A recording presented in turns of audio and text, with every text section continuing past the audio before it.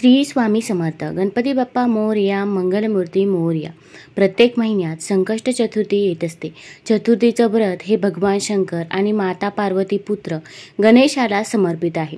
तर चैत्र महिन्यातील कृष्ण पक्षातील चतुर्थी तिथी ही विकट संकष्टी चतुर्थी म्हणून ओळखली जाते.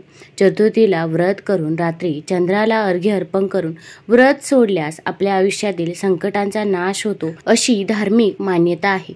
चतुर्थी तिथी 27 एप्रिलला सकाळी 8:17 सुरू होईल, तर 28 एप्रिलला सकाळी 8:21 पर्यंत ही तिथी आहे. चतुर्थीचं व्रत हे चंद्राला अर्घ्य देऊन पूर्ण होतं, म्हणून संकष्टी चतुर्थीचं व्रत 27 एप्रिललाच करायचं आहे. या विकट संकष्टी चतुर्थीच्या दिवशी रात्री 10:23 चंद्रोदय असणार आहे. तसेच या दिवशी जर आपण काही उपाय केले आणि काही सेवा केल्या तर त्या खूप प्रभावी ठरत असतात. गणपती बाप्पाचा आपल्याला आशीर्वाद मिळत असतो व आपल्याला कधीच कसलीच कमतरता ही भासत नाही. भरपूर वेळा आपल्या आयुष्यामध्ये अनेक अडचणी, अडथळे, संकटे असतात, पण ते काही संपायचं नाव घेत नाही. एक संकट संपलं की दुसरं संकट हे तयारच असतं. किंवा घरामध्ये आर्थिक टंचाई असते, मुलांचं आजारपण किंवा मुलांची पाहिजे तशी प्रगती होत नाही. तर हे सर्व दूर होण्यासाठी आपल्याला या संकष्ट चतुर्थीच्या दिवशी काही उपाय आणि काही सेवा करायच्या आहे की ज्यामुळे हे सर्व प्रश्न नक्कीच सुटतील. तर कोणते उपाय करावेत हे जाणून घेण्या अगोदर तुम्ही चॅनलवरती नवीन असाल तर चॅनलला लाईक करा आणि सबस्क्राईब देखील करा. कमेंटमध्ये श्री स्वामी समर्थ किंवा गणपती बाप्पा मोरया लिहायला विसरू नका. आपल्याला संकष्ट चतुर्थीच्या दिवशी सकाळी लवकरच उठायचे आहे.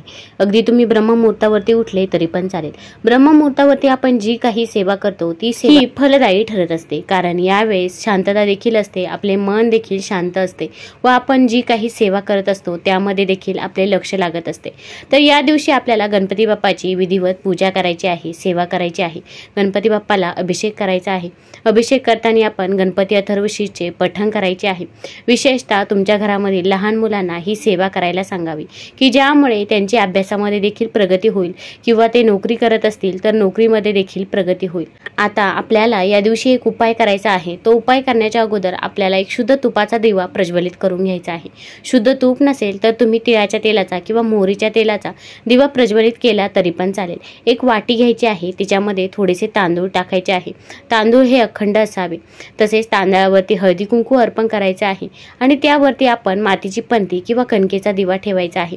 मग त्यामध्ये तुम्ही तेल टाका आणि त्या दिव्याला देखील हळदी कुंकू हे अर्पण करा आणि नंतर आपल्याला हा उपाय करायला घ्यायचा आहे. तर या उपायासाठी आपल्याला एक ताट घ्यायचं आहे. ताट घेताना प्लॅस्टिकचं ताट घ्यायचं नाही, स्टीलचं ताट घेतलं तरी पण चालेल. ताट घेताना प्रथम ते स्वच्छ धुवून घ्यायचं आहे. स्वच्छ धुतल्यानंतर आपण स्वच्छ पुसून घ्यायचं आहे. गणपती बाप्पा पुढे बसायचं आहे. थोडंसं कुंकू घ्यायचं आहे. कुंकामध्ये थोडंसं शुद्ध जल टाकायचं आहे. गंगाजल असेल तर गंगाजल देखील एक थेंब टाकू शकता. थोडंसं ओलं कुंकू करून घेतल्यानंतर आपल्याला त्या ताटावरती त्रिकोण काढायचा आहे. आपण जशा प्रकारे त्रिकोण काढतो तशाच प्रकारे फक्त ओल्या कुंकवाने आपल्याला त्या ताटावरती त्रिकोण काढायचा आहे, कारण की त्या त्रिकोणामध्ये आपल्याला मसूर डाळ ही टाकायची आहे. आता त्रिकोणामध्ये आपण पूर्णपणे मसूर डाळ टाकायची आहे. जी लाल रंगाची डाळ असते ती मसूर डाळ टाकावी.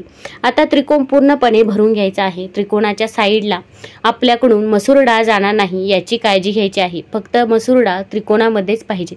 त्यानंतर आता आपल्याला गणपती बाप्पाच्या ओम गण गणपतये नमः, ओम गण गणपतये नमः या मंत्राचा 108 वेळा जप करायचा आहे. अगदी 21 वेळा देखील नाही आणि 11 वेळा देखील नाही, 108 वेळाच आपल्याला या मंत्राचा जप करायचा आहे. त्यानंतर तुमची जी काही इच्छा आहे, जी काही मनोकामना आहे ती तुम्ही ही पूजा सेवा करायच्या अगोदरच गणपती बाप्पांना सांगू शकता. अगदी कठीणातली कठीण कोणतीही इच्छा असो, मग घरामध्ये आर्थिक टंचाई जाणवत असेल, पैसा येत नसेल, पैसा हा स्थिर राहत नसेल किंवा घरामध्ये आजारपण असेल, मुलांची पाहिजे तशी प्रगती होत नसेल तर तुम्ही ते देखील गणपती बाप्पाला सांगू शकता. आता आपण ही एक सेवा करायची आहे. त्यानंतर आपल्याला 2 सेवा करायच्या आहे. दुसरी सेवा म्हणजे गणपती अथर्वशीचे पठण करायचे आहे. आता अथर्वशीष म्हणणे शक्य होत नसेल तर मोबाईलवरती लावून द्या. तुम्ही त्याचे श्रवण केले तरी पण चालेल. फक्त एक वेळेसच आपल्याला गणपती अथर्वशीष म्हणायचं आहे. आणि त्यानंतर आपल्याला ऋणमुक्ती गणेश स्तोत्र 1 वेळा म्हणायचं आहे किंवा म्हणणे शक्य नसेल तर तुम्ही हे स्तोत्र देखील मोबाईलवरती लावून देऊ शकता आणि तुम्ही याचे श्रवण केले तरी पण चालेल। या तिन्ही सेवा आपल्याला संकष्ट चतुर्थीच्या दिवशी करायच्याच आहे। अगदी ज्यांना या संकष्ट चतुर्थीला या सेवा करणे शक्य झाले नाही त्यांनी पुढच्या संकष्ट चतुर्थीला या सेवा केल्या तरी पण चालेल। तसेच ज्यांना मासिक धर्म आहे किंवा सूतक असेल तर या काळामध्ये आपल्याला ही सेवा करता येणार नाही। आता ही झाली आपली सेवा। त्यानंतर आपल्याला ती मसूर डाळ आणि ते ताट तिथेच गणपती बाप्पा पुढे ठेवायचं आहे।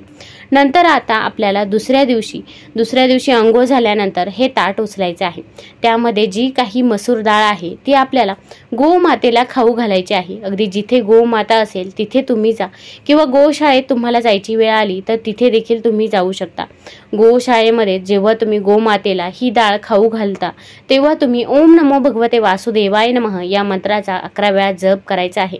सोबत तुम्ही चपाती किंवा गूळ देखील नेऊ शकता आणि ते देखील गोमातेला खाऊ घालू शकता। ते देखील गोमातेला अत्यंत प्रिय आहे।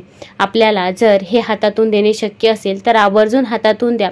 गोमातेने जर तुमचा हात चाटला तर तुमचं दुर्भाग्य दूर होऊन तुम्हाला सौभाग्य प्राप्त होत असतं आणि असे करणे शक्य नसेल तर गोमातेच्या पाठीवरून आपण 3 वेळा हात फिरवायचा आहे। तसेच तुम्हाला ज्या काही अडचणी अडथळे आहेत, जे काही कर्ज असेल किंवा पैसा येत नसेल ते सर्व गोमातेला सांगायचे आहे व सर्व समस्या लवकरात लवकर दूर होऊ दे यासाठी प्रार्थना करायची आहे। तुम्हाला जर व्हिडिओ आवडला असेल तर कमेंटमध्ये गणपती बाप्पा मोरया जरूर लिहा। धन्यवाद।